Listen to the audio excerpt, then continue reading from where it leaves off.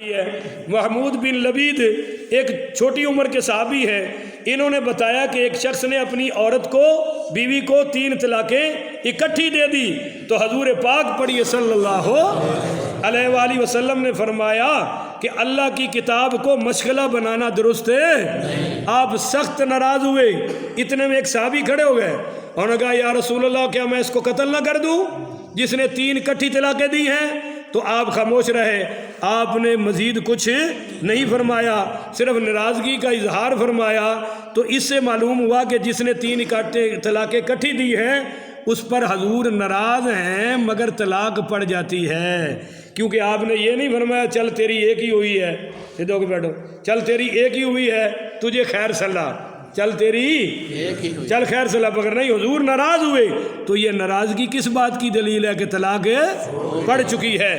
آگے سنیے جی، ایک شخص آیا حضرت عبداللہ ابن عباس کے پاس، یہ موطا امام مالک میں حدیث آ رہی ہے، اور اس نے کہا طلقت مئتا، حضرت میں نے اپنی بیوی کو 100 مرتبہ طلاق دی ہے۔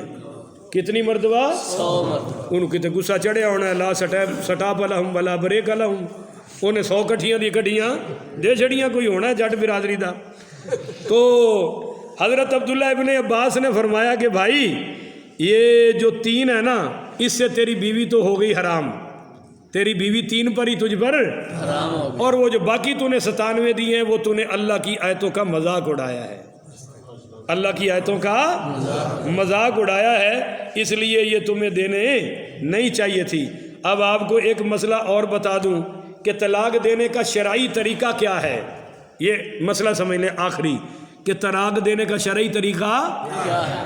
تو طہر میں ایام طہر پتہ کس کو کہتے ہیں؟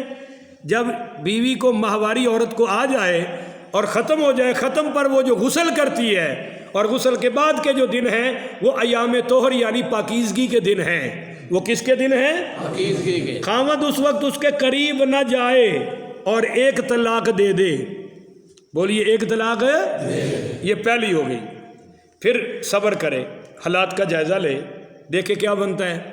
اور آگے سنیے، اگر اس نے دوسری دینی ہے تو وہ جب دوسری مرتبہ نہائے دوسرے مہینے کو تو یہ اس کے قریب نہ جائے، ایام طہر میں دوسری طلاق دے دے تو ٹھیک ہے۔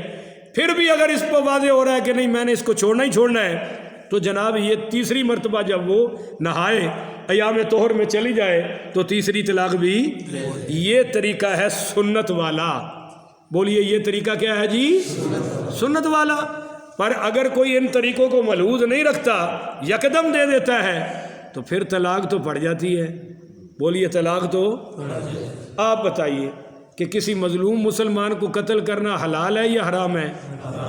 بس سارے بولو حرام ہے نا، پکا جہنمی ہے جو کسی کو مظلوماً قتل کر رہا ہے۔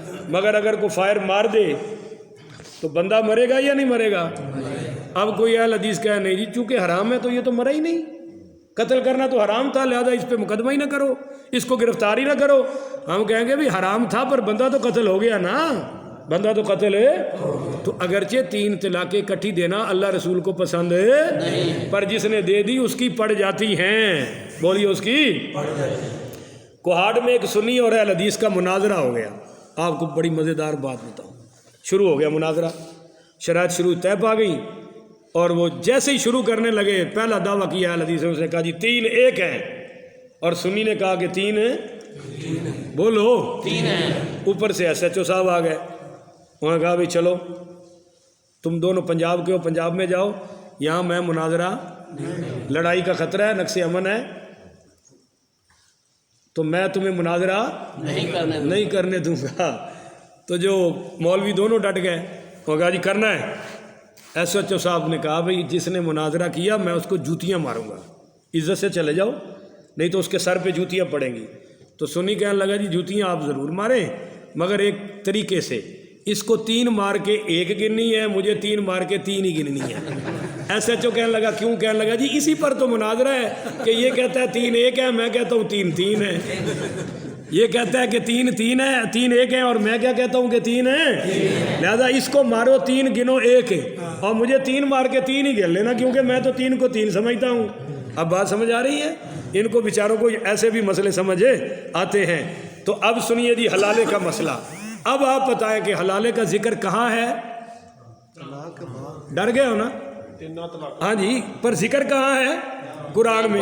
بولو نا، ذکر کہاں ہے؟ کہ اگر اس نے تیسری طلاق دے دی تو اب یہ اس کے لیے حلال تو کوئی راستہ ہے؟ تو حتیٰ تنکیح زوجا غیرہ، حتیٰ کہ وہ کسی اور سے فَإِن طَلَّقَهَا، اور وہ اس کو دوبارہ طلاق دے دے، فَلَا جُنَاحَ عَلَيْهِمَا، تو پھر ان پر کوئی گناہ کہ ان یتراجعا ان ظنا ان یقیما حدود اللہ، کہ یہ پھر دونوں آپس میں دوبارہ رجوع کر لے۔ تو فرمایا فلا جناح علیہما، ان پر کوئی گناہ نہیں ہے۔ تو یہ ہو گیا حلالے کا ثبوت قرآن سے۔ بولیے حلالے کا ثبوت ہے؟ ہاں، ایک غلط صورت ہے کہ آپ سے کوئی کانٹریکٹ کرے جس نے اپنی بیوی کو طلاق دے دی ہے تینوں اکٹھی، پھر بعد میں جان کے لالے پڑتے ہیں، پھر بچوں کا خیال، جائیداد کا خیال، پھر پتہ نہیں کیا کیا غم آ جاتے ہیں۔ اسی ساری عمر سمجھا مر گئے ہیں، وہ طلاق دینے لگیا، سوچ لو ایک دیو، دو نہ دیو، تین کٹھیاں نہ دیو، پر کوئی ساڑی سننے نو تیار ہے۔ اور جب دے لیتے ہیں تو دوسرے تیسرے دن کوئی ایسا عشق چڑھتا ہے اسی بیوی کا کہ پھر روتے پھر رہے ہوتے ہیں۔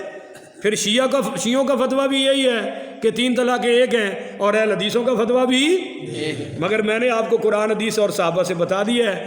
اب پھر کانٹریکٹ بیس پہ حلالہ کرتے ہیں، کسی سے کہا کہ بھئی تم نکاح کر لو میری بیوی سے، رات گزارو، کیونکہ جب تک ایک صحابیہ آئی، انہوں نے نکاح کیا آگے کسی سے اور رات نہیں گزاری، بولیے رات نہیں، اور وہ حضور کے پاس آئی، کہنے لگی یا رسول اللہ میں نے نکاح کر لیا ہے پر میں اپنے پہلے خامد کے پاس جانا چاہتی ہوں، عبد الرحمن بن زبیر سے میں نے نکاح کیا ہے، آپ اسے کہیں مجھے طلاق دے دے۔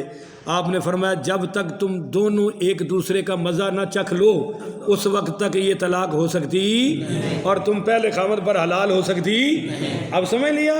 تو یہ کسی نہ کسی سے کانٹریکٹ کر لینا کہ تم نکاح کر لو اور دوسرے دن تیسرے دن پھر طلاق دے دینا اور میرے لیے میری بیوی حلال ہو جائے گی، اس پر اللہ کے نبی نے لعنت فرمائی ہے۔ یہ وہ حلالہ ہے کانٹریکٹ والا جس پر اللہ کے نبی نے، پر اگر یہ حلال کانٹریکٹ بیس پہ بھی نکاح ہوا ہے شرائط کے ساتھ، حق مہر کے ساتھ، اور اس نے صبح طلاق دے دی تو بہرحال حلالہ ہو گیا، بولیے حلالہ ہو گیا، مگر یہ طریقہ جائز ہے، کرنے والا بھی لانتی ہے اور کروانے والا بھی لانتی ہے، تو بہرحال یہ غلط طریقہ ہے۔ اس پر اہل حدیثوں نے اتنا جھوٹ بولا ہے، کہتے ہیں جی سنیوں کے مدرسوں میں 4 بندے رکھے ہوتے تھے، آؤ جی جس نے حلالہ کروانا ہے اس سے اپنی بیوی سے نکاح کرا لو۔ ہر ہمارے مفسر نے جس نے بھی تفسیر لکھی ہے، تمام احناف نے، اہل و سنت نے لکھا ہے کہ کانٹریکٹ کر کے طے کر کے شیڈول کے ساتھ حلالہ کرانے والا لانتی ہے۔ اور میرا آج پھر چیلنج ہے کہ کوئی ایک مدرسہ دکھاؤ جنہوں نے حلالے کے لیے بندے رکھے ہو، مدرسہ تم دکھا دو، جو منہ سے مانگو گے انعام ہم تمہیں عطا کر دیں گے، پر سنیوں نے کبھی ایسا کام نہیں کیا۔ اگر کسی نے کیا ہے تو وہ لانتی ہے، یعنی عوام میں سے کسی نے کیا ہے تو وہ لانتی ہے۔ تو فرما